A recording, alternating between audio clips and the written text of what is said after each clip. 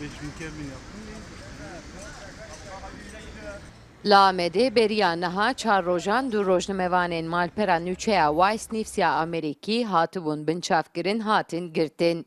Parêzgerên rojnamevanên İngiliz li ber avaya Dadgeha Amedê diyar kirin ku muwekîlên wî ji ber alîkariya rexistinên çeteyên Daeş an rexistinên din tên suçtar kirin. Lêbelê parêzger got ev nerast e û hikûmeta Tirkiye hukuksizî dike.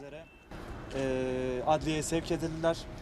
Tutuklama istemiyle 2 sulh ceza mahkemesine gönderildiler.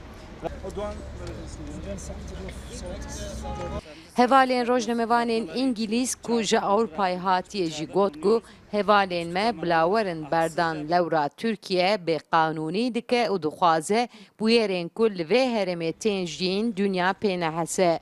Rojnamevanên Amedê jî got ev tevgeriya Tirkiyeyê de xuya kirin ku dixwazin li ber azadiya çepemeniyê bisekinin û çepemeniyê bêdeng bikin. Call on the Turkish authorities to release immediately our 3 journalists. Their continued detention is unjust and wrong, and the accusations false.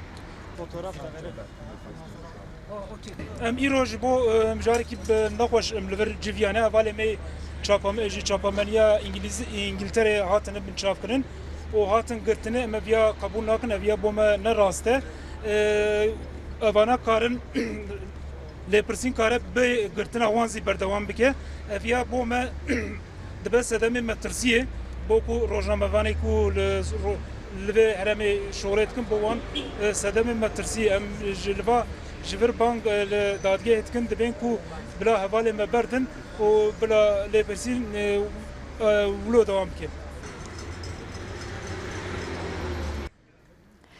Parêzer û hevalên rojnamevanên İngiliz ji bo ku îtiraza biryara dozgerê bikin dilekçe dan dadgehê.